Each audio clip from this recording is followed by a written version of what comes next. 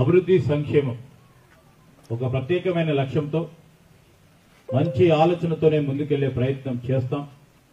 మేము ఎక్కడ కూడా రాజకీయాలు ఎప్పటివరకైతే ఎన్నికలు ఉంటాయో ఎన్నికల సందర్భంలో తప్పకుండా పార్టీల పరంగా మనం రాజకీయాలు చేస్తూ ఉంటాం. ఎన్నికల తర్వాత ఈరోజు మా దృష్టి అంతా కూడా ఈ ప్రాంత అభివృద్ధి, ఈ ప్రాంత సంక్షేమం గురించి ఆలోచన చేస్తాం. మేము ఈరోజు చెప్తా ఉన్నాం, 6 గ్యారంటీలకు సంబంధించి ఒక బృహత్తరమైన మేనిఫెస్టోను మీ ముందు పెట్టినాం.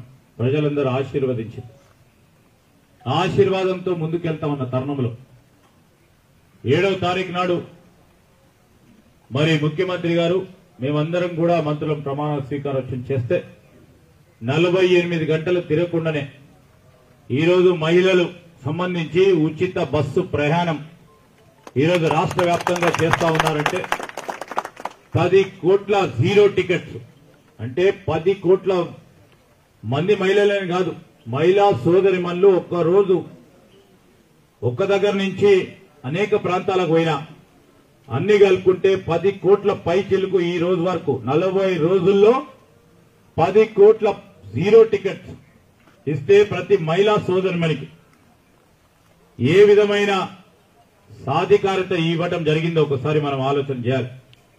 ఈరోజు ఉన్నాం, ఈరోజు వచ్చి 40 రోజులు కాలే, ఇంకా మొత్తం కాలేదు, ఇంకా ఎందుకు చేస్తలేరు, ఇంకా ఎప్పుడు చేస్తారు అనే ఆలోచన ఒక విమర్శలు చేసి ఒక లేకుంటే అనుమానం ఉన్న చాలా మందికి కూడా మేము చెప్తా ఉన్నాం, ఈ ప్రభుత్వం ఖచ్చితంగా కట్టుబడి ఉంది.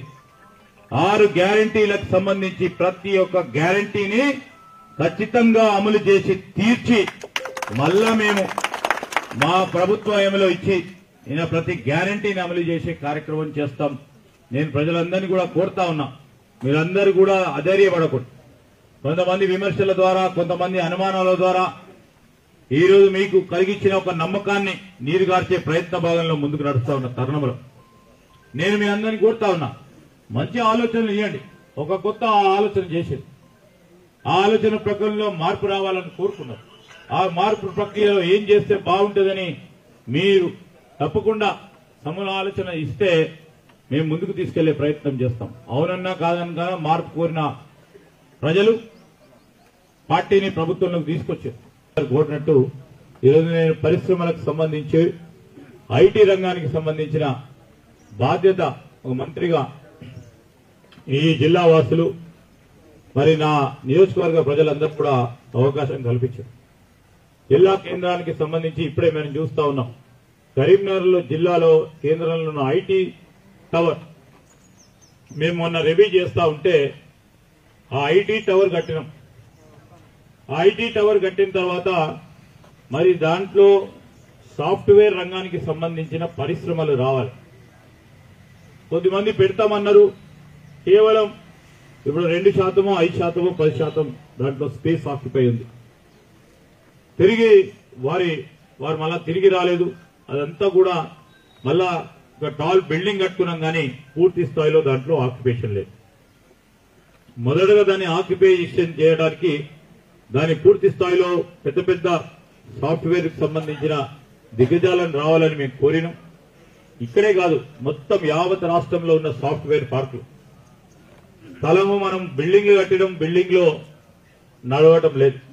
కానీ రాబోయే కాలంలో నేను చెప్తా ఉన్నా, తప్పకుండా మీరు ఇచ్చిన మంచి సూచన సలహా నేను అడిషనల్ కలెక్టర్ గారికి చెప్తున్నా, మంచి స్థలాన్ని ఏర్పాటు చేసుకుంటే అవకాశం వచ్చినప్పుడు, ఎందుకంటే పరిశ్రమలు రావాలి ఫస్ట్, వాళ్ళతోని ఒప్పందాలు కుదిర్చిన తర్వాత పెద్ద ఎత్తున దాని గురించి నేను ప్రయత్నం చేస్తాను. తప్పకుండా చేసి మొదటిగా వారు వచ్చినప్పుడు వారు రేపు ఎల్లుండో నెలకో 2 నెలలకో 6 నెలలకో సంవత్సరానికో మేము ఖచ్చితంగా ఇక్కడి నుంచే మొదలు పెడతామన్నప్పుడు మనం మొదటిగా టెంపరీ స్థలం తీసుకోవచ్చు. అది చూసుకొని, ఎందుకంటే ఇక్కడ మీకు కావాల్సింది ఉపాధి, ఆ ఉపాధి పరంగా ఏ విధమైన ప్రయత్నం చేయాలో తప్పకుండా చేస్తాం. వాళ్ళు బాగా చేస్తే మేము ఇంకా బాగా చేసే ప్రయత్నం, ఇంకా మంచి చేసే ప్రయత్నం, 10 ఆలోచన చేస్తే 20 ఆలోచన చేసే కార్యక్రమం చేసే ప్రక్రియ, ఒక బాధ్యత, ఒక అవకాశం ఇచ్చిన ప్రజలకి మంచి చేసే తీరుతాము. మీరు ఏది కూడా అనుమానాలు పెట్టుకోవద్దని మేము ఆ ఇతర దేశాలకు సంబంధించిన పాత్రికేయ మిత్రులు అడిగినప్పుడు సమాధానం చెప్పడం జరిగింది.